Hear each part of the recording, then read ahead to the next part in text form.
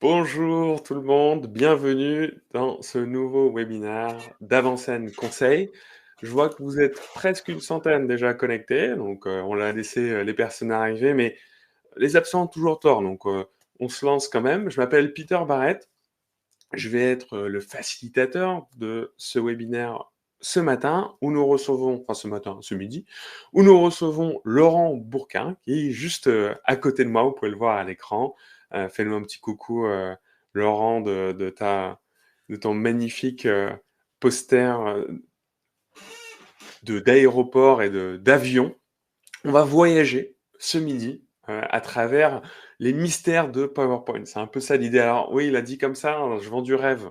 Mais vous inquiétez pas, on va en effet faire des belles choses ce midi ensemble. On a 45 minutes et chez Avant-Scène Conseil, tous nos webinaires, ce qu'on essaie de faire, c'est vous apporter un maximum de valeur, un maximum de bonnes idées que vous pouvez mettre en pratique en assez peu de temps. On est un cabinet de formation qui existe depuis 30 ans, spécialisé dans les formations compétences comportementales, prise de parole en public, leadership, notamment sur mesure auprès de dirigeants et de managers. On travaille dans le monde entier et Laurent, une de ses spécialités en tant que directeur associé du cabinet, c'est aussi d'accompagner nos clients dans des appels d'offres. Et dans le cadre d'appels d'offres, souvent, il y a des présentations PowerPoint, techniques, complexes qui sont utilisées. Et Laurent conseille nos clients, notamment dans le monde de la construction, dans le monde des marchés publics, dans des mondes assez conservateurs, hein, pour pouvoir améliorer ces présentations, les rendre plus persuasives, plus intéressantes. Et c'est exactement ce genre de petits tips, mais aussi techniques plus larges qu'on va voir pendant ces 45 minutes. Pendant tout ce temps, on va essayer d'interagir ensemble. Donc, je vais vous proposer un petit outil pour qu'on interagisse ensemble. Et je vais vous montrer ça tout de suite sur notre écran. C'est un Slido, c'est un outil qu'on utilise pour interagir avec vous. Donc, je vous encourage, vu que vous êtes plus d'une centaine là tout de suite, à scanner ce QR code que vous voyez à l'écran. Maintenant, on sait tous faire ça. Hein, normalement, depuis le Covid, on sait tous scanner les QR codes. Je vous encourage à le faire, à vous inscrire. Ça va vous prendre 2 minutes. Vous mettez votre nom, votre adresse mail. Et à partir de ce moment-là, vous pourrez poser des questions et vous pourrez aussi répondre aux questions qu'on vous pose pour interagir ensemble, voir un petit peu, apprendre à se connaître aussi. Ce qui est hyper intéressant avec cet outil, et c'est pour ça qu'on vous encourage à l'utiliser, à scanner ce QR code là tout de suite, c'est que toutes les questions auxquelles vous n'aurez pas eu de réponse, eh ben, on pourra vous recontacter pour vous donner des réponses. Ça arrive qu'il y ait beaucoup de questions pendant ces webinaires, et nous, on veut vraiment vous aider, on veut vraiment apporter de la valeur ce midi. Donc, n'hésitez pas à poser des questions dans cet outil, ça nous permettra de vous recontacter personnellement et de dire, voilà, un tel, une telle, vous avez posé cette question, voici la réponse, et comme ça, on peut rester en contact aussi avec grand plaisir. Donc, je vous encourage à scanner ce QR code et à vous inscrire. Et je vois, super, qu'on a déjà Christelle qui s'est inscrite, génial. Merci Christelle. Sur ce, Laurent, je te laisse. Un petit bonjour en Oui. particulier pour Sandrine Marie qui dit Ah, bonjour du Périgord. Et comme là, moi aussi, je suis dans le Périgord, ça me fait super plaisir. ah bon, génial. Ouais, le Périgord bien représenté aujourd'hui. Nos campagnes bien représentées aujourd'hui. C'est le moment, non, de représenter ces parties-là de Le notre monde rural. société. Je te laisse démarrer, Laurent. Que veux-tu nous dire sur le PowerPoint? Dis-nous comment est-ce qu'on muscle tout ça? On avait une image pour ce webinaire, c'est une image de musculation. Alors, on va pas faire de masculinité toxique hein, ce midi, mais montre-nous un petit peu ou dis-nous un petit peu ce que tu avais en tête. Bonjour à toutes et à tous. Merci de nous regarder. Alors, à votre avis, combien y a-t-il dans le monde chaque jour de présentations PowerPoint? Microsoft a fait une enquête et il estime à peu près à 30 millions de présentations quotidiennes, avec des chiffres complémentaires qui sont qu'il y a environ 5 personnes présentes à chaque présentation en moyenne et que ces présentations durent environ 20 minutes. Alors d'autres organismes ont fait les études suivantes. Ils pensent qu'il y a un tiers des présentations qui ne servent à rien. C'est-à-dire, on n'apprend rien, on ne découvre rien et on s'ennuie, on décroche, on écoute à moitié et finalement, on ressort de la présentation avec le sentiment d'avoir perdu son temps. Ça représente, à partir des chiffres que je vous ai donnés, environ 500 millions de journées de travail perdues par jour. Et si on considère un salaire moyen de quelqu'un qui fait des présentations dans son travail, qui utilise PowerPoint, eh bien, ça fait 500 millions de dollars de pertes par jour pour les entreprises, c'est-à-dire 180 milliards par an. Alors, le but aujourd'hui, eh bien, c'est de sortir de cette statistique et de faire des présentations dont on dira « Ah, chic, c'est un tel qui fait la présentation, on va apprendre des choses, on ne va pas s'ennuyer et on va ressortir grandi de ces 20 minutes partagées. » Justement, sur ce sujet-là, excuse-moi de t'interrompre, Laurent, c'est énorme les chiffres dont tu parles. Et je voulais poser la question au public de voir ce que eux pensaient aussi des présentations PowerPoint qu'ils vivaient au quotidien. Donc, on va leur poser la question tout de suite, voir ce que vous pensez vous-même de ces présentations. On va lancer la première question et on va voir vos réponses s'afficher en live. Donc, n'hésitez pas à reprendre vos téléphones au QR code que vous avez scanné ou le scanner là tout de suite si vous le voyez à l'écran et nous dire qu'est-ce que vous pensez de ces PowerPoint. Et en attendant les réponses, ça m'a fait penser à un truc, ce que tu viens de dire, Laurent. Tu viens de nous annoncer 180 milliards, c'est ça, par an? C'est énorme. Ouais. Alors, je me suis un petit peu trompé dans mes chiffres, pardon. C'est en fait 2 millions de journées de travail qui sont perdues quotidiennement, ce qui représente 500 millions d'euros, à 20 minutes la présentation, etc., soit 180 milliards de dollars par an. Voilà. Ouais, ok, donc les calculs, le résultat est bon, on va dire. Le résultat est bon.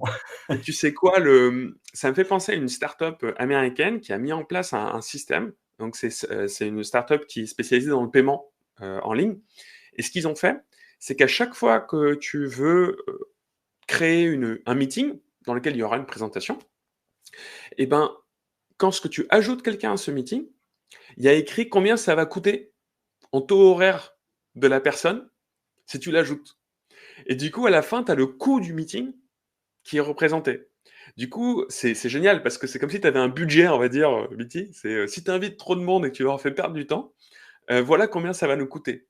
Et ça a un impact direct sur la façon dont les gens organisent les meetings. Donc, c'est hyper cohérent, mais ce que tu dis, c'est une autre manière peut-être de voir les choses. Et là, on commence à voir les réponses s'afficher. Merci pour vos réponses. Et on voit, hein, les termes sont clairs. Hein. Ennuyeux, long, trop de texte, trop ennuyeux, plate, monotone,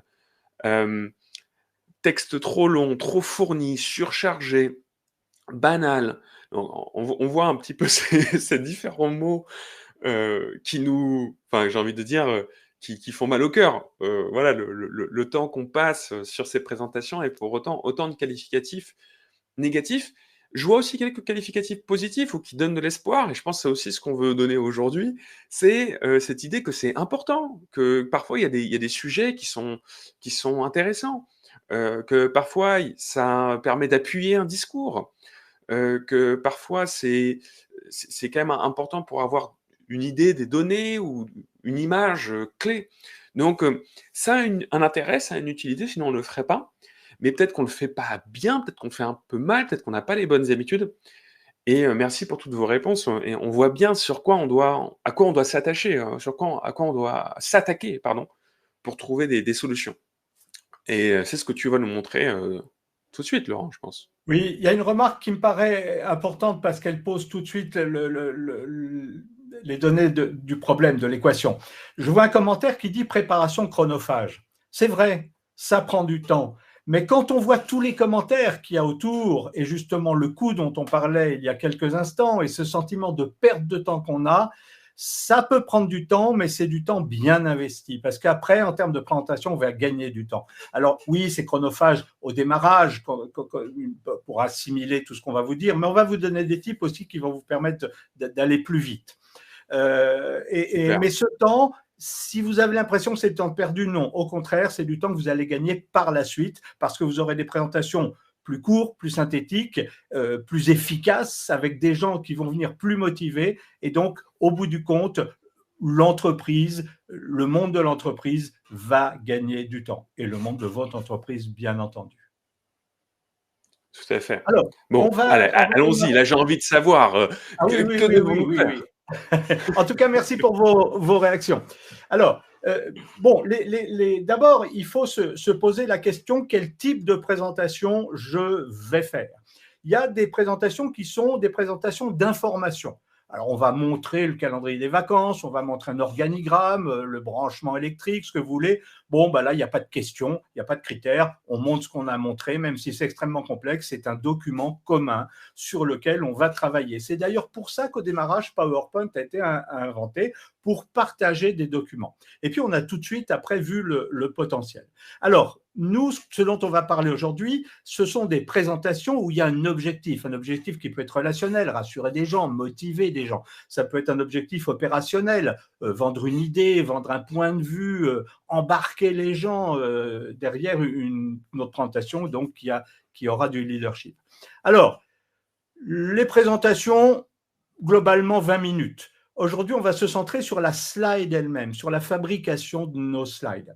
Donc, les grands principes, qu'est-ce que c'est? Ce sont des slides équilibrés, c'est-à-dire qu'ils ne sont pas dissymétriques où tout est tassé dans un coin. Ce sont des slides qui sont esthétiques. Esthétique, ça ne veut pas dire beau, ça veut dire centré, où les choses sont à leur place, les couleurs sont harmonieuses, etc. Les slides, il va falloir qu'elles soient le plus visuelles possible. Par exemple, au lieu de marquer le mot France, vous mettez un drapeau français, etc., etc. Dès que vous pouvez remplacer un mot par une image, vous gagnez en efficacité.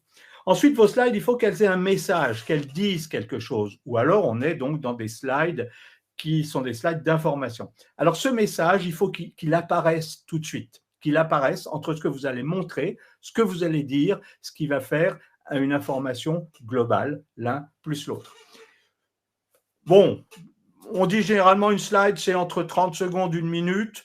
Je fais des conférences parfois avec des slides qui restent là 10 minutes, peu importe, ce sont des choix. En tout cas, 30 secondes, une minute, c'est bien. Justement, si elles sont synthétiques, visuelles, il n'y a pas besoin de passer plus de temps que ça.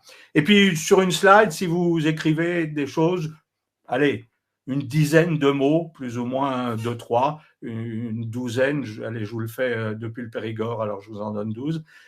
Ça semble convenable, correct, c'est une bonne moyenne. Peter, on va déjà tout de suite montrer justement une slide que j'adore, qui est une slide que nous montre l'État français. Ah, on s'est perdu.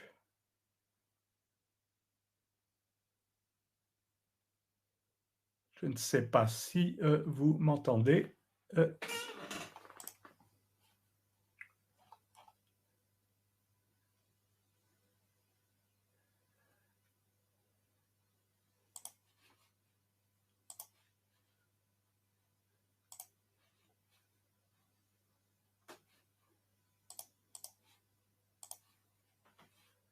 Peter?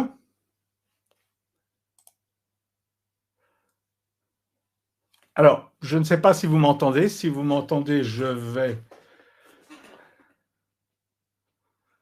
Très bien, merci Caroline. Alors, si vous m'entendez, mais comme c'est Peter qui a les slides, ça va être difficile de continuer sans Peter.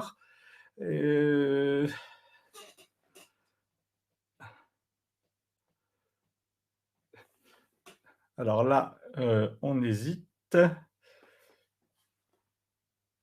Attendez, je vais vous demander une toute petite seconde.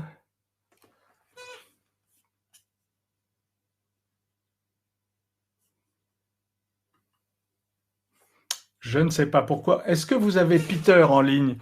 Caroline, est-ce que tu as Peter en ligne? Est-ce que tu vois l'image?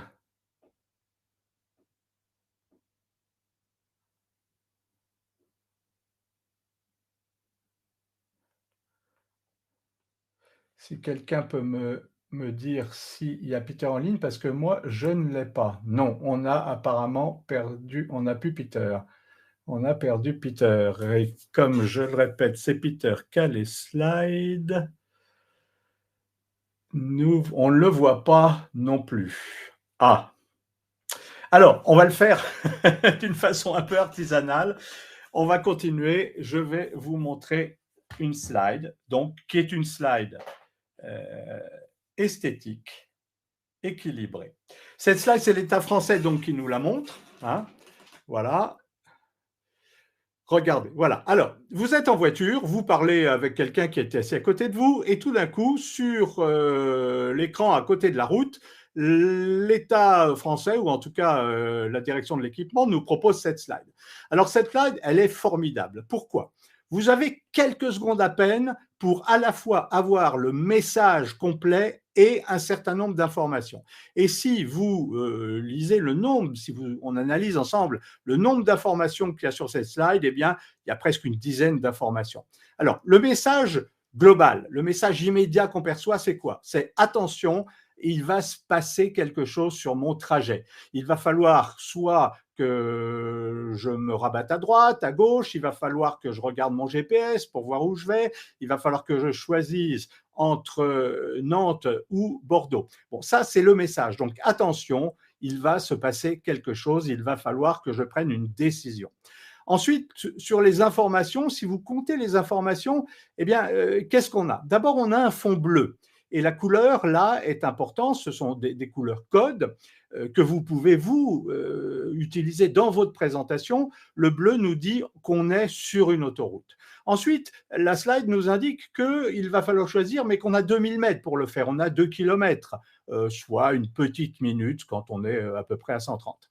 Ensuite, eh bien, que d'un côté, si on va à droite, on va aller dans la direction de Nantes, que si on va à gauche, on va aller dans la direction de Bordeaux, que si on prend la direction de Nantes, on sera sur une autoroute qui s'appelle A11, et que si on va sur la direction de Bordeaux, on sera soit sur l'autoroute qui s'appelle A10, soit sur une route européenne, et en l'occurrence, c'est la européenne 5, c'est une autoroute qui va du nord de l'Écosse au centre de l'Espagne. Donc, cette autoroute porte 2 numérotations.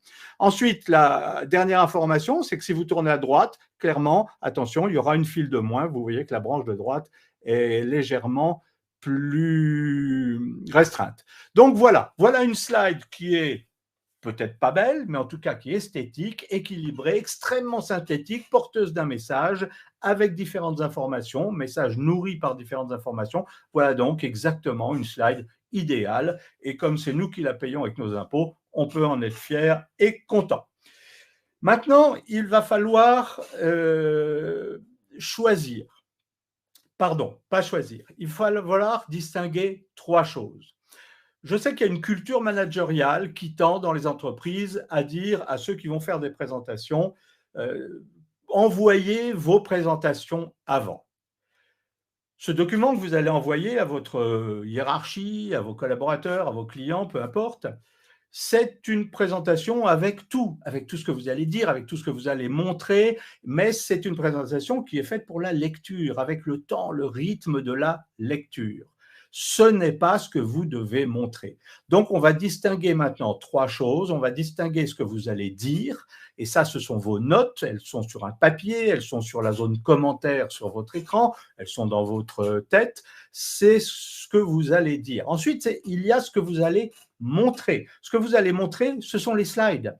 Et entre ce que vous allez dire et ce que vous allez montrer, eh bien, il y a donc ce fameux message. C'est finalement comme un dialogue. Vous dites une partie des choses, la slide dit une autre partie des choses, et à vous deux, vous délivrez donc ce qu'on appelle le cœur de message, c'est-à-dire ce que vous voulez que les gens comprennent et ce que vous voulez que les gens retiennent. Et puis, il y a éventuellement ce que vous allez donner avant ou après. On est en train de retrouver Peter, c'est super. Pardon. On t'avait perdu, mon Peter, ça va ? Mais oui, tout a explosé. Tout a sauté sur mon ordinateur. Je suis désolé. Comme quoi, c'est pas toujours la faute de PowerPoint si on passe un mauvais moment. Alors, vas-y, continue de parler, Laurent. Alors, je vais j'ai continué d'une façon artisanale, à la main, mais nous en sommes à la slide des imprimés qui nous libèrent.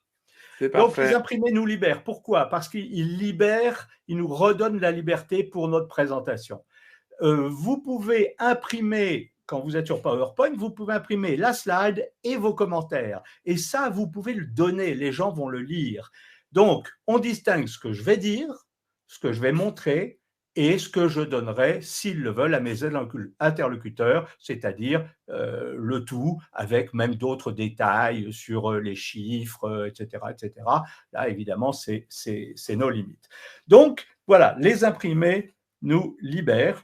Et maintenant, une fois qu'on a vu tout ça, eh bien, on va rentrer sur du concret, sur l'exemple. On va passer à la table des présentations et fabriquer nos slides.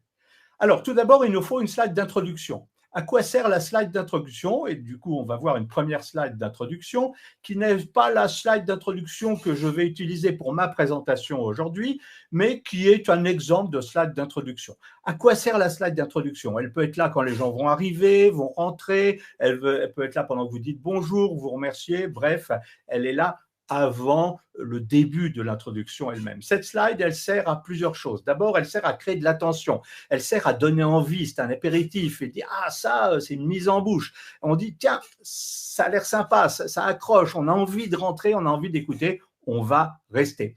Ensuite, il faut qu'elle donne une couleur visuelle, une ligne éditoriale graphique, si vous voulez. Par exemple, là, ma slide d'introduction, elle conviendrait très bien. C'est une allusion évidemment au tableau de Magritte. Ceci n'est pas une pipe, pour ceux qui connaissent. Elle pourrait convenir à une présentation faite avec, à partir des œuvres d'art détournées, quelque chose qui... n'importe quelle présentation, mais avec un support à partir d'images d'œuvres d'art, sculptures, peintures, etc. Donc, elle aurait tout à fait sa place. Mais comme aujourd'hui, ce n'est pas le cas, on va venir à ma vraie slide d'introduction qui est beaucoup plus au premier degré, le mot réussir qui est évidemment le cœur du message, les présentations avec ce visuel qui est tonique, qui nous emmène vers le mouvement, vers allez, on va tout exploser, on va changer notre façon de faire et on va avancer avec nos slides. Alors, on parlait de ligne éditoriale graphique. Quand vous lisez Le Figaro, quand vous lisez Le Canard enchaîné, Libération, Le Monde, vous ouvrez à n'importe quelle page, vous savez dans quel journal vous êtes. C'est ce qu'on appelle la ligne éditoriale graphique. La police, les dessins, la taille des articles, la grosseur des titres, etc. Tout nous dit on est dans ce journal-là. Eh bien, vos présentations, il faut qu'elles aient une unité. Si vous commencez à mettre des dessins de bande dessinée, continuez là-dessus. Si vous mettez un fond de couleur, gardez ce fond de couleur autant que faire se peut. Alors oui, je sais, dans les entreprises, il y a des templates. Arrangez-vous, mettez quelque chose qui convient avec le template, gardez le template, mais vous pouvez marquer de votre griffe, de votre style, de votre choix esthétique, votre présentation. C'est important, ça aide à la mémoriser, ça aide à maintenir l'attention. On sent qu'on est dans quelque chose de pensé, de voulu. Ça parle très bien de votre sujet, ça parle très bien de vous.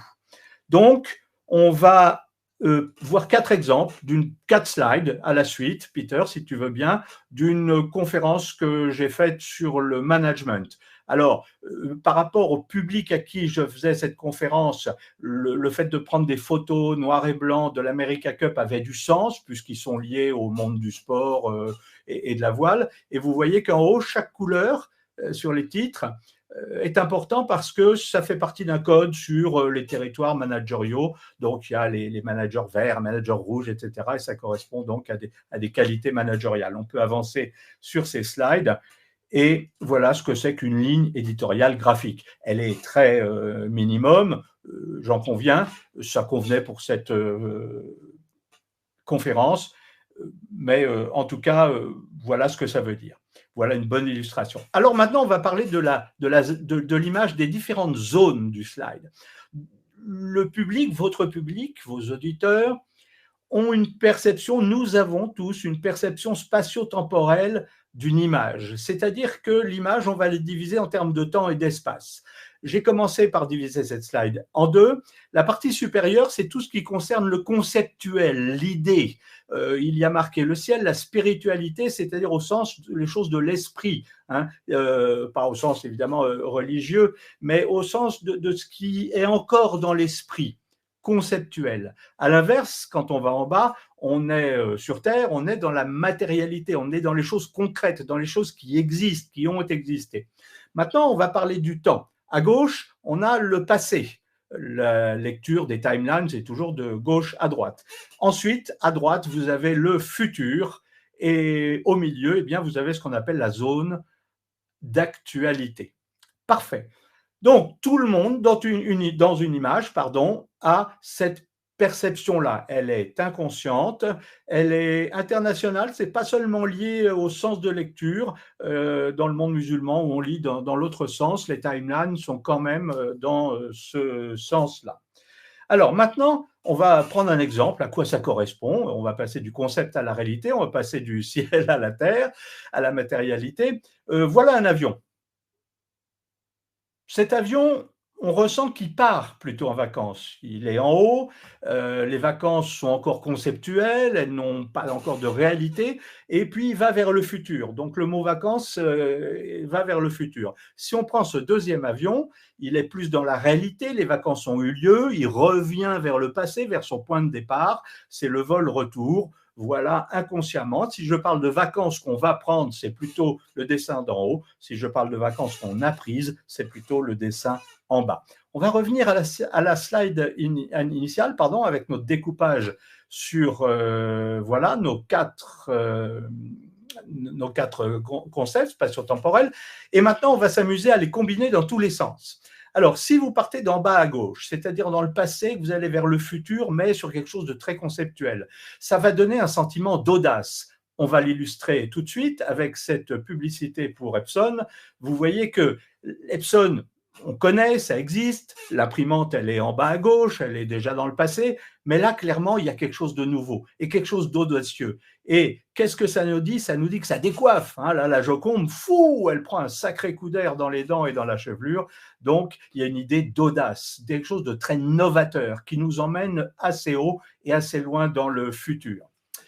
On va prendre l'exemple suivant, si tu veux bien, Peter. Alors, si on part du futur spirituel, conceptuel, et qu'on va plutôt vers le bas, alors à ce moment-là, c'est l'idée du retour sur soi, du repli sur soi. Vous voyez, dans ce tableau, cette femme, elle lit une lettre, clairement, elle l'a lue déjà beaucoup de fois. Elle la lit, elle la relit, la lumière est à gauche, plutôt centrale, mais à gauche. Et ce qu'il y a d'incroyable, parce qu'évidemment, les peintres de cette époque ne connaissaient peut-être pas tout ce qu'on est en train de dire, mais ils le savaient intuitivement. Si vous prenez un miroir pour regarder cette photo, et que donc vous avez le tableau dans l'autre sens, eh bien, on n'a plus tout à fait la même impression justement de repli sur soi, de retour. C'est dans notre inconscient, mais c'est tout à fait réel. On continue à utiliser, à combiner nos quatre zones. Donc maintenant, on est sur le retour. Alors là, on va aller avec le Caravage, un tableau qui s'appelle le retour des pèlerins. Alors qu'est-ce qu'on a? En bas à droite, vous voyez les pieds de ce pèlerin, ils sont pleins de terre, ils sont pleins de boue, il a fait du chemin, il est ancré dans le sol, il est comme on dit, c'est un pèlerin, c'est un pauvre pêcheur. Et en haut, spirituel, eh bien, il y a la lumière, il y a le guide, il y a ce clair-obscur, la terre, les pèlerins, et en haut, la pureté. Et cette lumière qui est en haut à gauche, elle regarde vers l'avenir, parce que justement, son message, il est éternel, il est vers l'avenir, les pèlerins reviennent vers la lumière, mais l'idée, le message, c'est repartez et portez la bonne parole. Je ne fais pas de prosélytisme, j'analyse le contenu du tableau. On continue, Peter, si tu le veux bien, et avec notre dernier exemple, dernière combinaison, donc là, on va aller en bas à droite, c'est l'idée de facilité. Cette pub pour Citroën, le premier mot qu'on va lire, c'est le passé. Et le passé, ben justement, il est à gauche. Le musée, alors lui, il est un peu plus en bas, un peu plus entre les deux, mais il est quand même en haut. Pourquoi? Parce que le musée, ben, c'est la spiritualité, c'est une idée, c'est l'amas d'une connaissance, c'est une culture, c'est à la fois concret, mais quand même très conceptuel. Le mot présent qui devient en noir, pourquoi? Parce que le gris des idées, du souvenir, évidemment la déesse, on l'a tous en nous, on l'a tous dans la tête, on a tous roulé avec un papa, un papy, un tonton, un jour en déesse, si vous êtes français, vous savez ce que c'est qu'une déesse, mais ça commence à s'estomper. Vous voyez, c'est en gris, le passé au musée, l'ancienne déesse, maintenant on va la laisser. Par contre, on arrive au présent, on prend de la densité, le noir indique qu'il y a quelque chose de plus tonique, de réel, et en bas, dans la matérialité, il y a le mot rue qui est bien à sa place. Le passé en haut à gauche et la rue en bas, donc dans la réalité. Et puis tout en bas, dans le futur, tourné vers le futur, cette automobile, cette nouvelle déesse, qui, en plus j'aime bien ce petit jeu de mots, là chaque mot est important, ce petit jeu de mots, parce que le mot rétro dans le champ sémantique automobile, c'est ce qui aide à regarder derrière. Et là, clairement, on est anti-rétro, c'est-à-dire finalement on va retirer les rétro, on ne regarde plus derrière, la DS, elle est moderne, et avec elle, on va vers le futur. Voilà comment vous allez combiner, vous aussi, dans vos slides, en réfléchissant quel message et comment j'utilise ces outils spatio-temporels, le concept, en bas, le concret, le futur et le passé. Vous allez, comme vous l'avez compris, on a dit qu'une bonne slide, merci Peter, c'est une slide visuelle. Donc, vous allez chercher des photos. Et à la fin de la présentation, Peter vous donnera des références de sites où vous pourrez trouver des photos. Alors, si on veut bien passer à la suivante, on voit ce monsieur, c'est une photo. Simplement, dans la photo, on peut lui faire raconter un peu, une photo, on peut lui faire raconter un peu ce qu'on veut. Ce monsieur, qu'est-ce qu'il nous dit là? Il achète une belle propriété, il est content, il passe de bonnes vacances. Mais ça, c'est une photo dans la photo. Parce que la photo initiale, surprise, eh bien, ce n'est pas du tout ce qu'on croyait. Donc, cherchez des photos, cherchez des visuels et racontez l'histoire que vous voulez dans cette photo. Zoomer, détailler, recadrer, effacer, gommer. Bref, utilisez les images dans l'image. Voilà, ça c'est des illustrations des images, des combinaisons des zones dans les images. Maintenant, on va parler des couleurs. Alors, on accueille un joli petit enfant qui, lui, sait ce que c'est que jouer, utiliser la couleur. On va commencer par le rouge. On va voir 4 couleurs de base. Les dominantes rouges, qu'est-ce que ça signifie? D'abord, l'interdit. Tous les panneaux de signalisation que vous rencontrez au bord des routes, tout ce qui est de l'ordre de l'interdit, ils ont une base rouge. Exemple, évidemment, devant vous.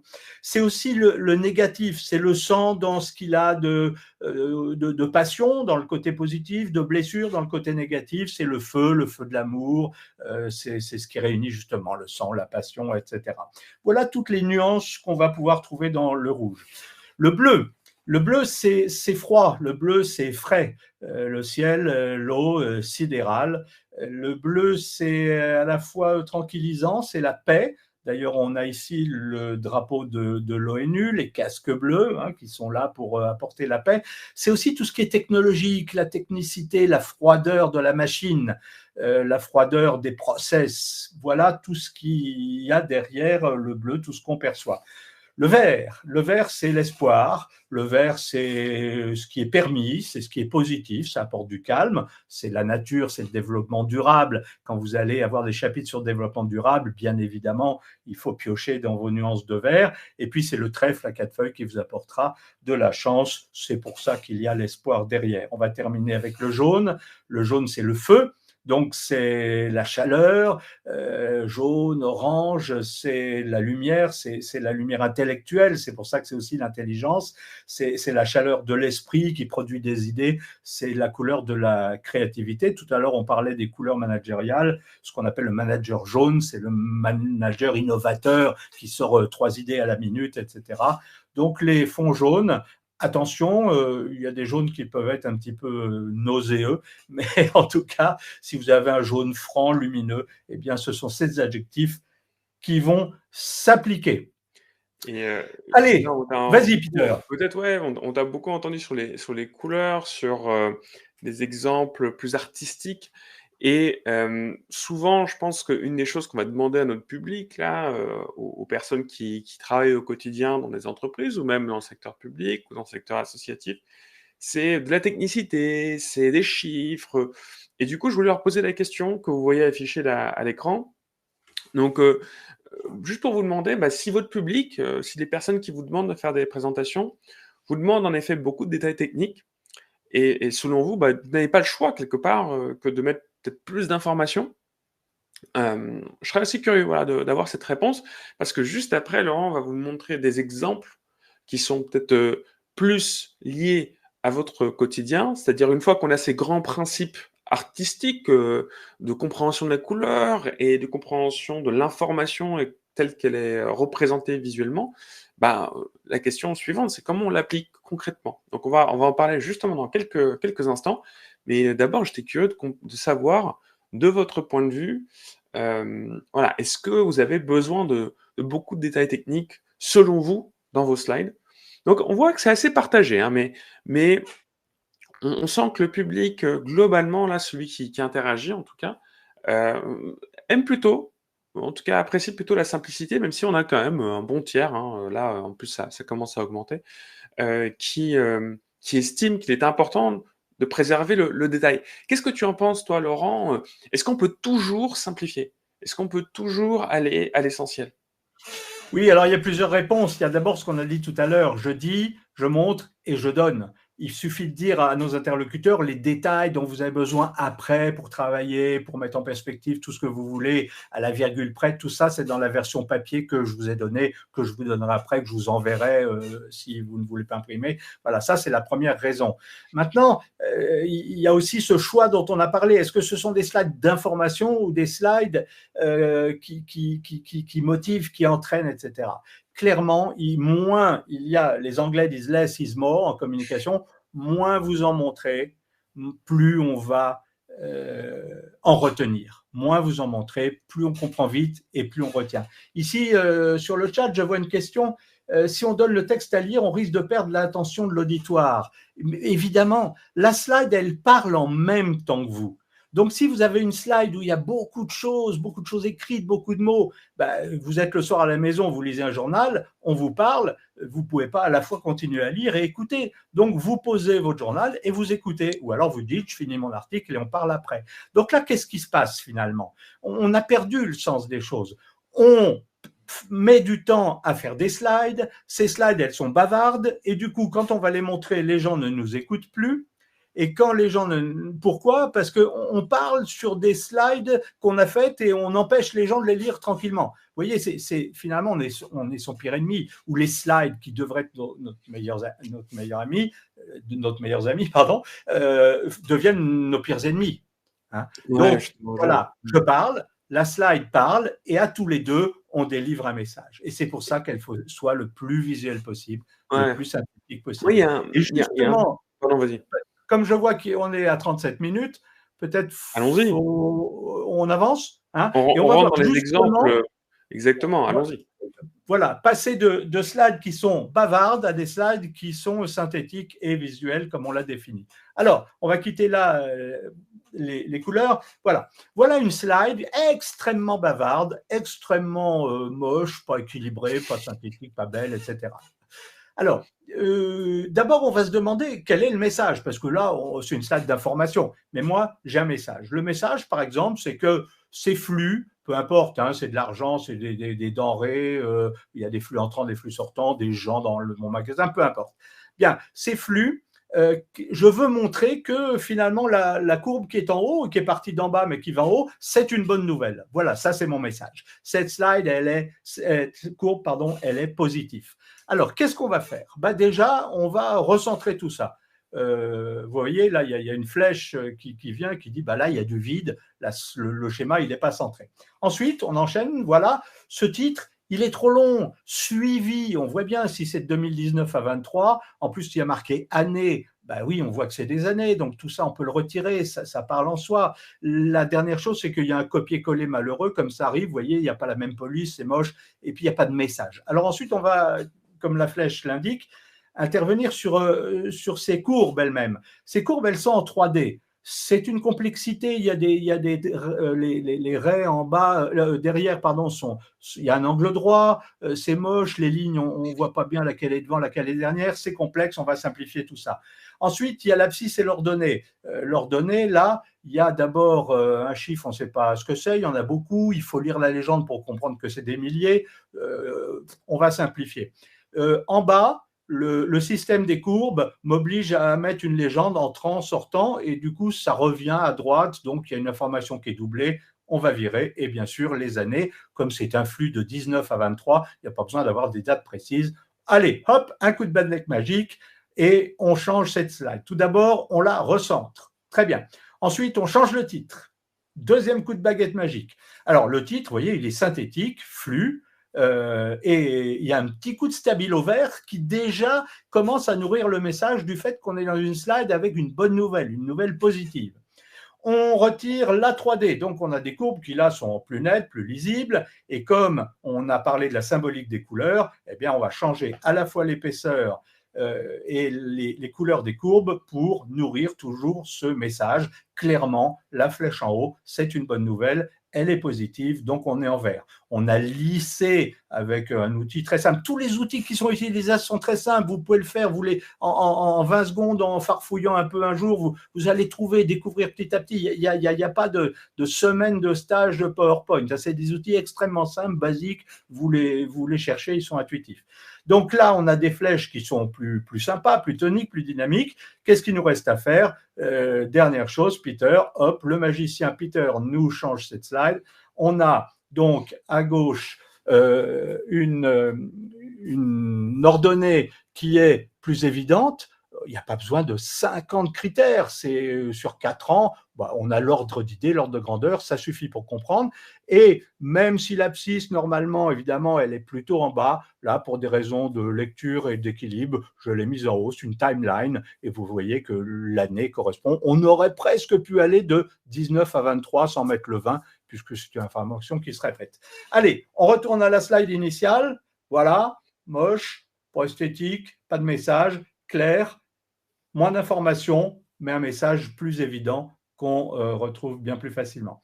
On va faire la même chose maintenant avec une slide de texte.